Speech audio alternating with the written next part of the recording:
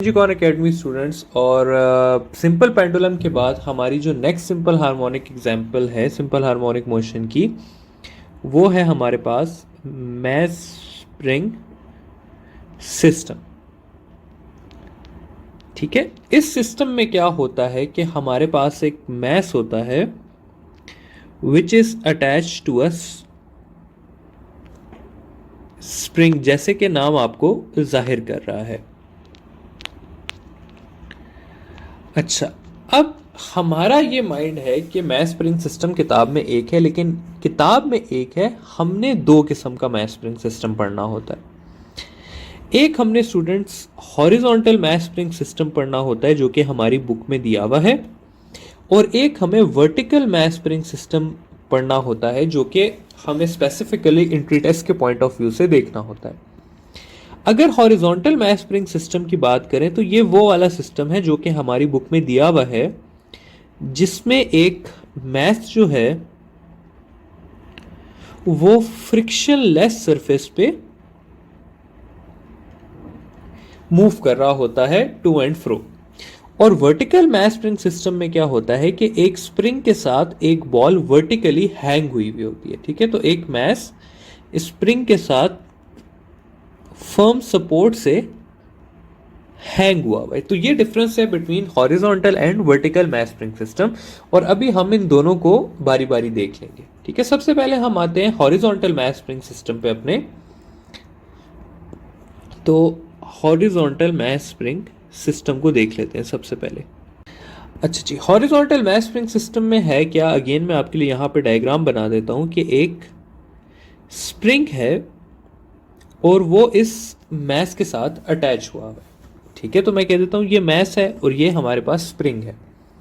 सबसे पहले हमें इसमें जो चीज देखनी है वो हमें देखनी है जी कि इसके मूव करने के लिए हमें कितनी फोर्स अप्लाई करनी पड़ती है। तो मैं लिख देता हूं अप्लाइड फोर्स, यानी कि अगर मैं इसे यहां पर लेके आऊंगा तो मैं इसके ऊपर कोई ना कोई फोर्स लगाऊंगा, तो वो उसको मैं फोर्स ए या मैं फोर्स अप्लाइड के नाम से लिख देता हूं। अब वो फोर्स जो है वो है हमारे पास अकॉर्डिंग टू हुक्स लॉ। ठीक है, और हुक्स लॉ हमारे पास क्या है, हुक्स लॉ जो है वो हमें कहता है कि हमारे पास जो फोर्स है वो डायरेक्टली प्रोपोर्शनल है एक्स, यानी कि एक्सटेंशन के विद इन इलास्टिक लिमिट। ठीक है, और जब मैं इसको हटाता हूं तो यहां पर मेरे पास आ जाता है के और यह आ जाता है एक्स। इस के का नाम है स्प्रिंग कांस्टेंट। ठीक है, तो सबसे पहले हमें पता होना चाहिए कि हमारी अप्लाइड फोर्स किसके इक्वल है। तो हमारी अप्लाइड फोर्स एम ए या के एक्स के इक्वल होती है। अगर हम बात कर लें रीस्टोरिंग फोर्स की, ठीक है, रीस्टोरिंग फोर्स की, तो जितनी ही आप अप्लाइड करते हैं उतनी ही आपकी रीस्टोरिंग फोर्स भी होती है, लेकिन ऑपोजिट डायरेक्शन में। तो मैं लिखता हूं कि restoring force is equal to minus of applied force.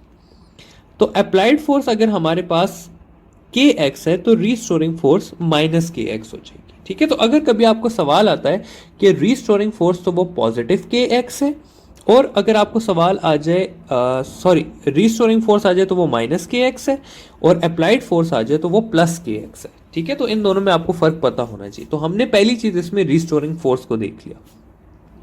Next चीज हम आते हैं, इस इक्वेशन को थोड़ा सा और आगे लेके जाते हैं कि इक्वेशन हमारे पास आई F is equal to minus k x या प्लस के एक्स। इसमें इस के को स्टडी करना जरूरी है। तो के को मैंने जैसे कि आपको बताया था कि के कहलाता है हमारे पास स्प्रिंग कांस्टेंट। ठीक है, जिसको हम के से लिखते हैं। तो स्प्रिंग कांस्टेंट को थोड़ा सा स्टडी कर लेते हैं कि स्प्रिंग कांस्टेंट हमारे पास क्या चीज होती है। अच्छा जी, अगर मैं स्प्रिंग कांस्टेंट की बात करूं तो ऊपर वाली इक्वेशन के हिसाब से स्प्रिंग कांस्टेंट मेरे पास इक्वल आता है एफ ओवर एक्स के, लेकिन क्योंकि ये कांस्टेंट है इसलिए के ना ही एफ पे डिपेंड करता है ना ही के एक्स पे डिपेंड करता है। ठीक है, के के बारे में मजीद अगर बात की जाए तो के जो है वो हमारे पास एक स्केलर क्वांटिटी है और के का यूनिट जो है वो है मेरे पास न्यूटन पर मीटर और इसका यूनिट सेम है एज सरफेस टेंशन। तो अगर कभी आप लोगों से पूछ लिया जाए के यूनिट के बारे में तो के का और सरफेस टेंशन का एक ही यूनिट होता है। अच्छा, थोड़ी सी मजीद बात करते हैं के रिलेटेड। तो के बारे में ये है कि के किन चीज़ों पे डिपेंड करता है। हमने ये देख लिया कि एफ और एक्स पे तो डिपेंड नहीं करता, तो फिर किन चीज़ों पे डिपेंड करता है। के हमारे पास स्टूडेंट्स डिपेंड करता है सबसे मेन लेंथ पे, जिसको हम पढ़ेंगे भी अभी। तो लेंथ के नीचे मैं एक अंडरलाइन लगा देता हूं। सेकेंडली टेम्परेचर पे, और टेम्परेचर पे क्यों? क्योंकि टेम्परेचर ज़्यादा करने से लेंथ ज़्यादा होती है, ठीक है। थर्ड जिस पे ये डिपेंड करता है वो है हमारे पास मटेरियल, और फोर्थ चीज़ जो डिपेंड करती है वो है हमारे पास थिकनेस, के हमने कितनी मोटी वायर से अपना स्प्रिंग बनाया है, ठीक है। अच्छा जी, तो इन फैक्टर्स पे हमारे पास जो स्प्रिंग कांस्टेंट है वो डिपेंड करता है। स्प्रिंग कांस्टेंट के बारे में आप लोगों को स्टूडेंट्स एक और बात बता दूं कि स्प्रिंग कांस्टेंट जितना ज़्यादा होता है हम कहते हैं स्प्रिंग उतना स्टिफ है, ठीक है। तो अगर आपको कहा हो कि स्टिफनेस ज़्यादा है तो इसका मतलब है कि आपका के की वैल्यू क्या है? ज़्यादा है, ठीक है। और अगर आपको कहा हो कि स्लिंगी है स्प्रिंग, तो स्लिंगी जितनी ज़्यादा होगी के की वैल्यू आपकी उतनी कम होगी। तो इन दोनों टर्म्स का भी आपको के से रिलेशन में पता होना चाहिए। नेक्स्ट चीज़ पे आते हैं अपनी के relationship of spring constant with length, ठीक है। ये बहुत एक इंपॉर्टेंट चीज़ है, इसको हम आगे देखेंगे भी कि क्यों मैं आपको कह रहा हूं कि ये चीज़ इंपॉर्टेंट है। तो लेंथ और के का ये रिलेशन है स्टूडेंट्स कि के आपका इनवर्सली प्रोपोर्शनल है लेंथ के, ठीक है। यानी कि अगर आप लेंथ को इंक्रीज करेंगे तो के जो है वो आपका डिक्रीज करेगा, ठीक है। और के और लेंथ का रेशियो जो बनता है वो हमारे पास बनता है K1 over K2 is equal to L2 over L1। तो अगर आपको मैं सवाल दे दूं इस तरह से कि two springs made of same material are having lengths in ratio of 2:5, what is the ratio of spring constants, ठीक है।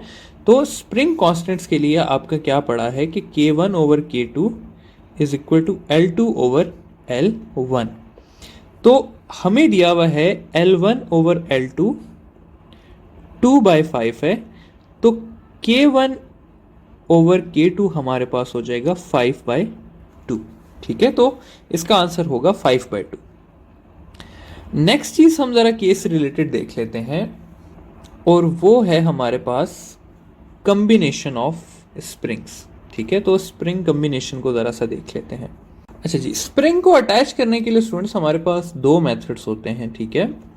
एक होता है हमारे पास सीरीज मेथड और एक होता है हमारे पास पैरेलल मेथड। दोनों को स्टडी कर लेते हैं थोड़ा सा। सीरीज मेथड में स्टूडेंट क्या होता है कि हमने एक दो स्प्रिंग्स को आपस में कनेक्ट किया होता है ऐसे करके, जैसे ये फर्स्ट स्प्रिंग हो गया, ये सेकंड स्प्रिंग हो गया, और इसके साथ मैंने मैस अटैच किया होता है। जबकि पैरेलल में स्टूडेंट्स क्या होता है कि मैंने स्प्रिंग्स को आपस में नहीं कनेक्ट किया होता, जबकि मैंने एक मैस को उन दोनों स्प्रिंग्स के साथ कनेक्ट किया होता है, जैसे कि आप ये देख सकते हैं, ठीक है। तो जब मैं सीरीज में कनेक्ट करता हूं तो मेरे पास जो के है वो डिक्रीज होता है, जो नेट के होता है वो डिक्रीज होता है। और जब मैं पैरेलल में करता हूं तो मेरे पास के इंक्रीज होता है, ठीक है। इधर हमारे पास जो नेट के होता है वो इक्वल होता है 1/k net is equal to 1/k1 plus 1/k2 and so on, जितने भी आपने स्प्रिंग अटैच किए। जबकि अगर मैं इसकी बात करूं तो इधर हमारे पास नेट के इक्वल होता है k1 plus k2 and so on. ठीक है, मजीद अगर कहूं मैं तो इसका जो नेट के होता है वो स्मॉलर देन होता है स्मॉलेस्ट के। जबकि अगर मैं इधर बात करूं तो इसका जो नेट होता है वो ग्रेटर होता है देन ग्रेटेस्ट स्प्रिंग कांस्टेंट। ठीक है स्टूडेंट्स, तो अब अगर मैं आप लोगों से एक सवाल पूछता हूं, एक 2 साल पुराने पेपर का सवाल है। सवाल इस तरह से है कि एक कार है, ठीक है, उसके शॉक्स होते हैं इधर। अब वो कार के एक स्प्रिंग के स्प्रिंग कांस्टेंट है हमारे पास 1000 न्यूटन पर मीटर, तो उस कार का टोटल के कितना होगा, ये सवाल है। अब आपको ये डिसाइड करना है स्टूडेंट्स कि गाड़ी के 4 टायर हैं। अब वो गाड़ी चारों टायर्स के साथ पैरेलल में अटैच हुई है या वो सीरीज में अटैच हुई है।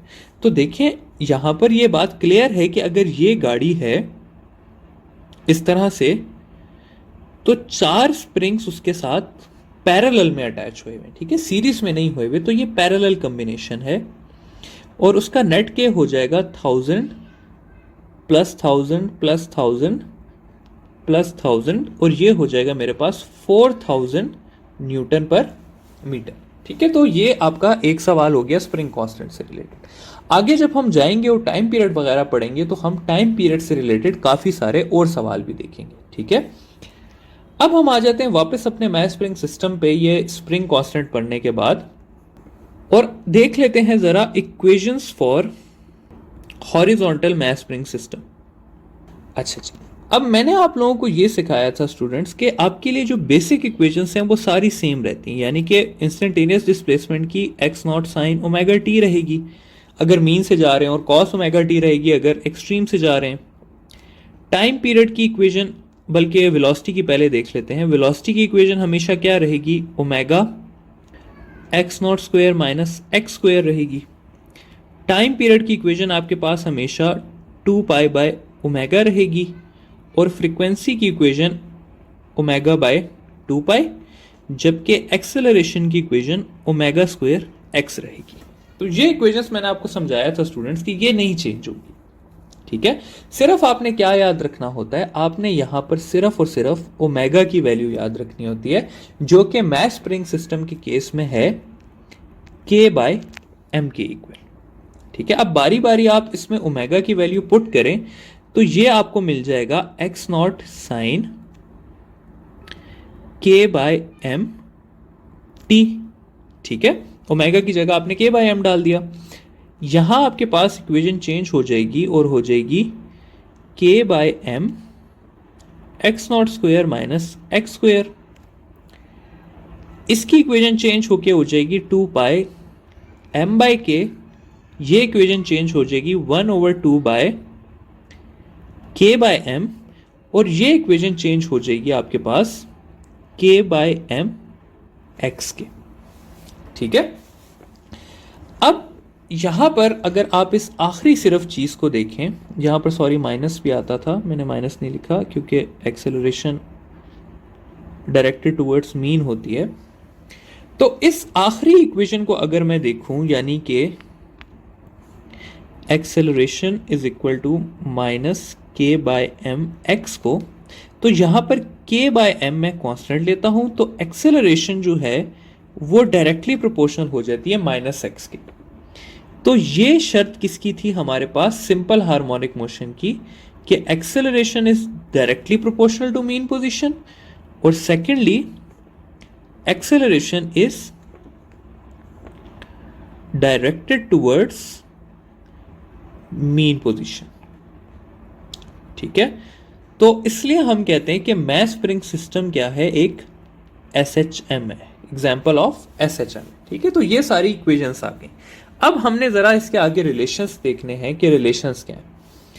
एक बात मैं आपको बताता चलूं स्टूडेंट्स कि जितने भी SHMs हैं उस पे वो जो मैंने आपको टाइम पीरियड वाली बात सिखाई थी, एम्पलीट्यूड वाली बात सिखाई थी, वेलोसिटी वाली, एक्सेलरेशन वाली, वो सारी जो दूसरे लेक्चर में थी, वो सर्कुलर मोशन वाली, वो सारी इसमें वैलिड होती हैं। ठीक है, तो अगर मैं आपसे सवाल पूछ लूं कि velocity of mass spring system eight mean position, तो वो मैक्सिमम वेलोसिटी होगी। उसकी इक्वेशन क्या होगी? उसकी इक्वेशन ओमेगा एक्स नॉट होगी। ठीक है, या ओमेगा इस केस में के बाय एम है तो के बाय एम एक्स नॉट हो जाएगी। अगर मैं कहूं कि time period from mean to x naught, तो वो आपका टी बाय 12 होगा। ठीक है, from mean to x naught by 2, तो वो टी बाय 12 होगा। तो वो सारी बातें जो हमने पढ़ी हैं वो सारी की सारी SHM के लिए वैलिड होती हैं। ठीक है, आगे जाते हैं थोड़ा सा और टाइम पीरियड को डिटेल में थोड़ा सा डिस्कस कर लेते हैं कि टाइम पीरियड की क्या क्या वेरिएशंस हैं। ठीक है, तो टाइम पीरियड को स्टूडेंट्स हमने देखा है कि टाइम पीरियड की यहां पर इक्वेशन है हमारे पास t is equal to 2 pi m by k. इसमें जो सबसे पहला रिलेशन बनता है हमारे पास वो बनता है टाइम का और मैस का। तो अगर मैं मैस ऑफ द बॉल, यहां पर मैं mass of the ball 2 times increase कर देता हूं, तो टाइम पीरियड पे हमारे क्या फर्क आएगा? तो टाइम पीरियड पे आएगा जी कि टाइम पीरियड हो जाएगा 2 पाई 2m बाय के हो जाएगा। यहां से अगर मैं √2 अलग कर दूं तो इसकी इक्वेशन बच जाएगी 2 पाई m बाय के, और ये ओरिजिनल टाइम पीरियड आ जाएगा। तो ये हो जाएगा मेरे पास √2 times of original time period, या 1.4 times of original time period. तो कहने का मतलब क्या है कि अगर मैं मैथ्स को बढ़ाऊंगा तो टाइम पीरियड क्या होगा? इंक्रीज होगा। अगली चीज जो है स्टूडेंट्स वो है हमारे पास के से रिलेटेड, कि टाइम पीरियड जो है वो है हमारे पास के इनवर्सली रिलेटेड। अब इसके फर्दर हमने कुछ सवाल देखने हैं। ठीक है, सवाल इसके हमने क्या देखने हैं? सवाल सबसे पहले आसान से शुरू करते हैं, और आसान सवाल ये है मेरे पास कि मैं के को 2 टाइम्स कर देता हूं तो टाइम पीरियड कितना हो जाएगा। ठीक है, बहुत आसान सवाल है। अगर मैं के को 2 टाइम्स कर देता हूं तो टाइम पीरियड मेरे पास हो जाएगा 2 पाई m बाय 2k, या मैं लिख सकता हूं t is equal to original time period divided by √2, या time period is equal to 0.7 of original time. ठीक है, तो टाइम पीरियड डिक्रीज हुआ बाय 0.7 टाइम्स हो गया। एक और सवाल करता हूं यहां से आप लोगों से। सवाल दूसरा मैं ये करता हूं, मैं कहता हूं जी के लेंथ को इंक्रीज करता हूं 2 टाइम्स तो टाइम पीरियड पे क्या फर्क पड़ेगा? अब देखिए स्टूडेंट्स, इस इक्वेशन में आपको कहीं लेंथ नजर आ रही है? मुझे तो नहीं आ रही। तो लेंथ अपेरेंटली नजर नहीं आ रही, लेकिन लेंथ का अफेक्ट के पर है। ठीक है, क्योंकि अगर आप लेंथ को 2 टाइम्स ज्यादा करेंगे तो के आपका 2 टाइम्स कम हो जाएगा। इसलिए ये चीज याद रखें कि टाइम पीरियड और लेंथ का एक दूसरे के साथ √2 का डायरेक्ट रिलेशन होता है मैस स्प्रिंग सिस्टम में। ठीक है, तो ये चीज आपको नजर नहीं आती, लेकिन ये चीज मौजूद होती है क्योंकि इसका के साथ रिलेशन होता है। सही है, तो आपने ये चीज याद रखनी है। अच्छा, ये जो चीज मैं इसको बॉक्स में बना देता हूं ताकि आप लोगों को याद रह जाए कि ये आपने याद रखना है। तो अगेन इसका क्या रिलेशन बन जाएगा कि लेंथ को आप 2 टाइम्स करें तो टाइम पीरियड आपका √2 टाइम्स इंक्रीज हो जाएगा, या 1.4 टाइम्स इंक्रीज हो जाएगा। ठीक है, एक और सवाल देख लेते हैं यहां पर। सवाल यह है कि मैं एक स्प्रिंग को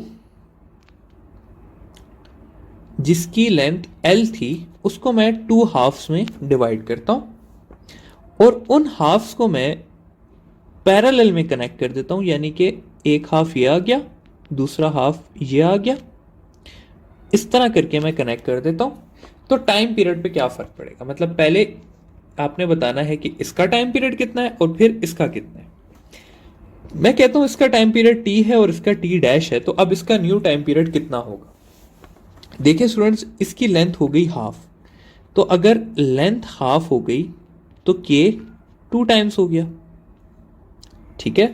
तो इसका भी फर्स्ट स्प्रिंग का भी, यानी कि इसका भी 2k हो गया और इसका भी 2k हो गया।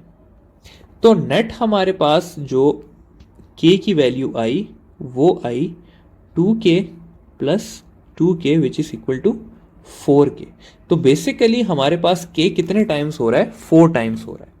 अब ये जब मैं टाइम पीरियड की इक्वेशन में डालूंगा तो मेरे पास आंसर आ जाएगा m/4k, या t dash is equal to original t divided by 2, या मैं कह सकता हूं कि कितना हो गया? हाफ हो गया। ठीक है स्टूडेंट्स, तो ये है आपके पास कुछ सवाल related to the time period जिसमें हमने मास की और स्प्रिंग कांस्टेंट के डिफरेंट वेरिएबल्स की बात कर ली।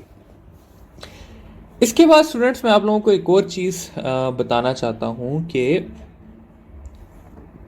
फ्रीक्वेंसी जो है, फ्रीक्वेंसी वो होती है इनवर्स ऑफ टाइम पीरियड। तो जितने भी फैक्टर से टाइम पीरियड जो था वो इंक्रीज करेगा, उन तमाम फैक्टर से फ्रीक्वेंसी क्या करेगी? डिक्रीज करेगी। और जितने भी फैक्टर से टाइम पीरियड जो है वो डिक्रीज करेगा, उन तमाम फैक्टर से फ्रीक्वेंसी क्या करेगी? इंक्रीज करेगी। ठीक है, तो ये बात है। मजीद अगर मैं कहूं कि हम देख लेते हैं अफेक्ट ऑफ एम्पलीट्यूड या affect of gravitational acceleration in horizontal mass spring system,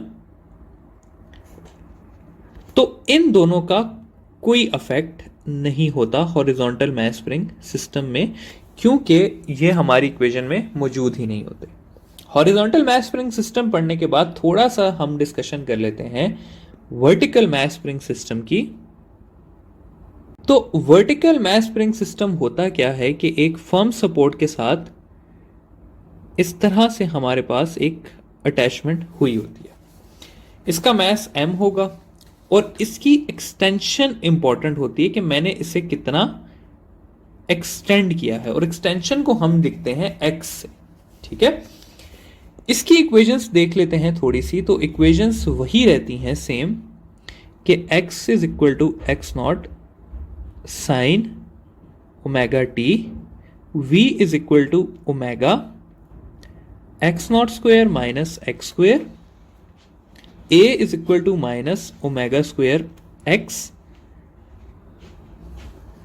finally जो है वो आपके पास time period is equal to 2 pi by omega और frequency is equal to omega by 2 pi. इसकी ओमेगा की वैल्यू जिस तरह कि मैंने आपको कहा है हर जगह पे वो इंपॉर्टेंट है, तो इसकी ओमेगा की वैल्यू आपके पास इक्वल है under root g by x के, जिसमें जी ग्रेविटेशनल एक्सेलरेशन है और एक्स जो है वो इसकी क्या है? एक्सटेंशन है। तो ये सारी इक्वेशंस कुछ इस तरह से मॉडिफाई हो जाती हैं कि x nought sine under root g by x t, ये चेंज हो जाएगी under root g by x x nought square minus x square, ये चेंज हो जाएगी जी बाय एक्स एक्स, और ये एक्स कैंसिल हो जाएंगे तो जी रह जाएगा। ये चेंज होके हो जाएगी under root 2 pi x by g, और ये चेंज हो जाएगी 1/2 पाई जी बाई एक्स। ठीक है, तो ये इस तरह से चेंज हो जाएंगी। फाइनली टाइम पीरियड को देख लें तो इसमें टाइम पीरियड हमारे पास इक्वल है t is equal to 2 pi x over g के। तो इसमें हम देख लेते हैं पहला रिलेशन अपना एक्सटेंशन के साथ कि अगर मैं एक्सटेंशन को 4 टाइम्स इंक्रीज करूंगा तो टाइम पीरियड पे क्या फर्क पड़ेगा। तो टाइम पीरियड को देख लें 2 बाय 4x बाई जी, या मैं इसको लिख सकता हूं 2 इंटू 2 पाई एक्स बाई जी, ये इक्वल हो जाएगा ओरिजिनल टाइम पीरियड के। तो टाइम पीरियड हमारे पास 2 टाइम्स इंक्रीज कर जाएगा अगर मैं 4 टाइम्स बढ़ाता हूं तो। नेक्स्ट चीज कि ग्रेविटेशनल एक्सेलरेशन के साथ देख लेते हैं और अगेन मून की एग्जांपल ले लेते हैं कि मैं एक वर्टिकल मास स्प्रिंग सिस्टम को मून पे ले जाता हूं तो उसके टाइम पीरियड पे क्या फर्क पड़ेगा। तो टाइम पीरियड और ग्रेविटेशनल एक्सेलरेशन का इनवर्स का रिलेशन है। तो g होता है मून पे हमारे पास g/6 ऑफ अर्थ। तो इस इक्वेशन को मैं चेंज कर दूंगा तो ये हो जाएगा मेरे पास 2πx g/6। ये 6 ऊपर चला जाएगा और मेरे पास एंड में बच जाएगा √6 इंटू टी। ठीक है, तो 6 टाइम्स आपका √6 टाइम्स टाइम पीरियड इंक्रीज कर जाएगा। और यहीं पे अगर स्टूडेंट्स हॉरिजॉन्टल लिखा होता तब आप लोग क्या करते, तो हॉरिजॉन्टल लिखा होता तो इसका आंसर हो जाता नो अफेक्ट। ठीक है, क्योंकि horizontal mass spring system gravitational acceleration पे डिपेंड नहीं करता। फाइनली देख लेते हैं हम अफेक्ट ऑन मैस। मैं कहता हूं कि मैं मैस ऑफ बॉल को जो है या मैस ऑफ जो बॉडी है उसको 10 टाइम्स इंक्रीज करता हूं तो टाइम पीरियड पे क्या फर्क पड़ेगा, तो टाइम पीरियड पे कोई अफेक्ट नहीं पड़ेगा। ठीक है, तो ये है जी रिलेशंस आपके पास हॉरिजॉन्टल और वर्टिकल मास स्प्रिंग सिस्टम के। टॉपिक यहाँ पे हमारा खत्म होता है और आगे हम जाते हैं एनर्जी कंजर्वेशन की तरफ।